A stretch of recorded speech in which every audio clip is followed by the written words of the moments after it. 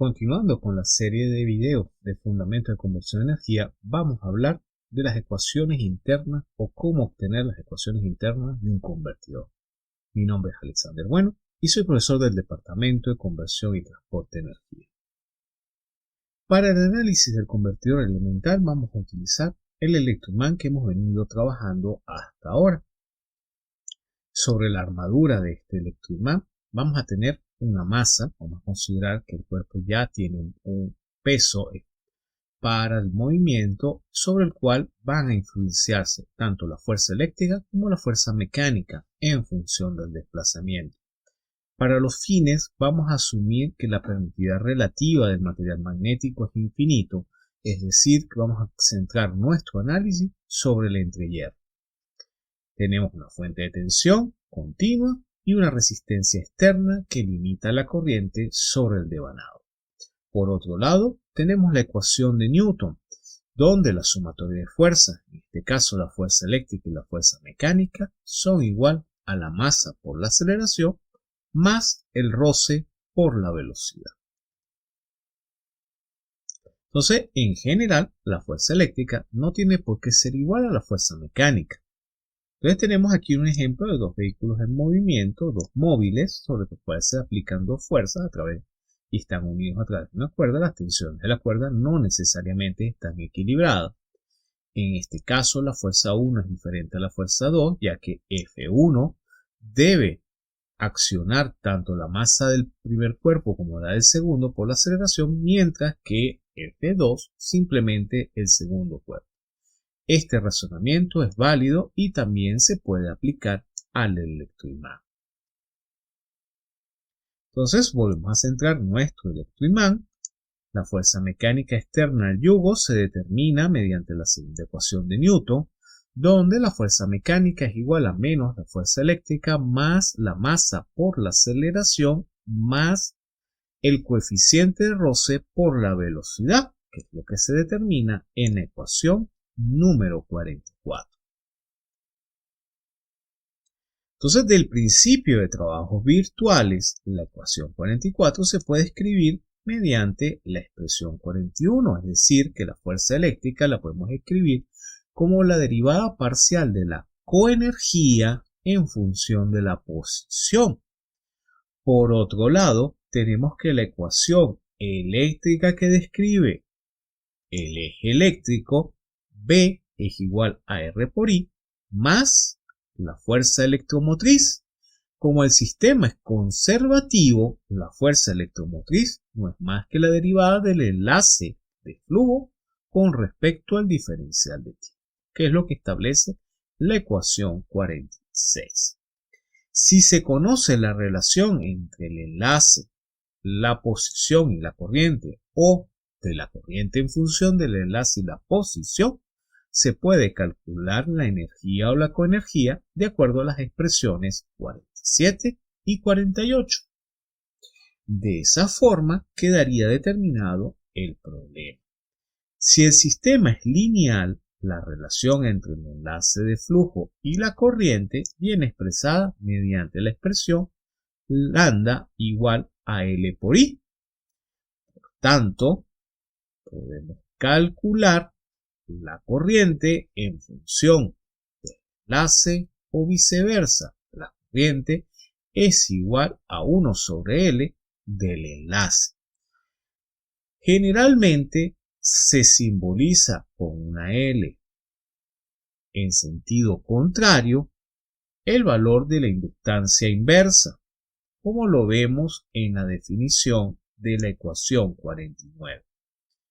Podemos calcular la coenergía en función de que el enlace es igual a L por I, por tanto la coenergía es un medio de la inductancia por la corriente al cuadrado, tal como se refleja en la ecuación número 50.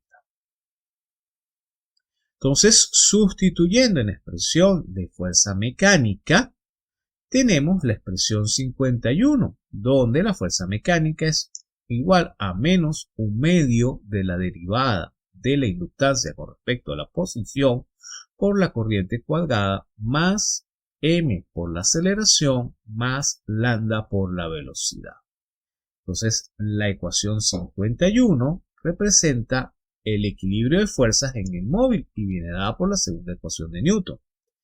Mientras que la ecuación eléctrica la podemos ver representada en la ecuación 52, donde se desarrolla la derivada interna, aplicando la regla de la cadena del enlace que genera los dos términos que ya habíamos conversado en un video anterior, el término de transformación y el término de generación.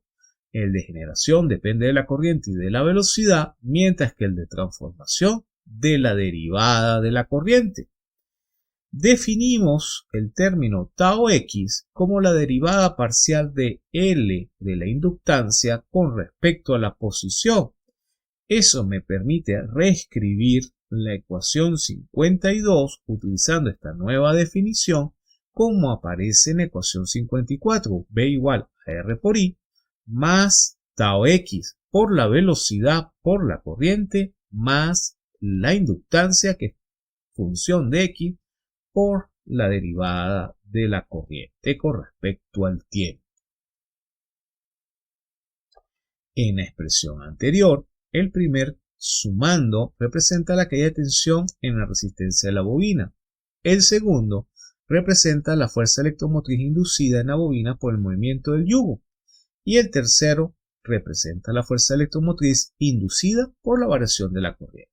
Es decir, que podemos simplificar la ecuación a B igual a R por I más la fuerza electromotriz de generación más la fuerza electromotriz de transformación, que es lo que se representa en la ecuación 55. El término generación depende del movimiento, es decir, es función de la velocidad. Cuando la corriente es cero, puede existir fuerza electromotriz de transformación, pero no de generación. Entonces, reescribiendo la ecuación de fuerza en función de la definición de tau x, podemos obtener la expresión 56, donde, desarrollando en función del valor de la inductancia inversa, tenemos la expresión 57. Y finalmente, que es la ecuación mecánica, y finalmente la ecuación 58, que es la ecuación eléctrica. Entonces, estas dos ecuaciones, las 57 y la 58, describen el comportamiento tanto eléctrico como mecánico del convertidor con el que estamos trabajando. Esas expresiones se pueden representar en función de las variables de estado, como aparece en la ecuación 59, ecuación mecánica, ecuación eléctrica y ecuación de ligazón entre las dos variables. O se puede representar de forma canónica, de la forma x punto igual a x más b por u, de la forma que aparece en la ecuación 60. Generalmente para métodos numéricos de solución se prefiere la representación de forma canónica, pero igualmente hoy en día se puede resolver mediante integración numérica el sistema de ecuaciones 59. Entonces, para determinar la solución del sistema de ecuaciones diferencial no lineal, es necesario conocer las condiciones iniciales de las variables de estado, corriente, tensión y posición inicial, las condiciones de borde o ligazones externas, en el presente caso definidas por las excitaciones en el tiempo de la fuerza mecánica aplicada al yugo y de la tensión, que son nuestras fuentes externas. De esa manera, mediante integración numérica, se puede obtener la respuesta tanto dinámica como en régimen permanente del sistema electromecánico que estamos considerando. Entonces, de esta manera, a través de la ecuación mecánica que se obtiene de la segunda ley de Newton, del principio de trabajos virtuales que me permiten evaluar las fuerzas eléctricas bien sea a través del cálculo de la energía o la coenergía derivando la parcial con respecto a la posición y de la ecuación de los ejes eléctricos, podemos determinar el sistema de ecuaciones que describe el comportamiento eléctrico y mecánico del sistema de conversión electromecánica. Gracias por su atención y los invito al siguiente tema donde hablaremos de las ecuaciones de potencia.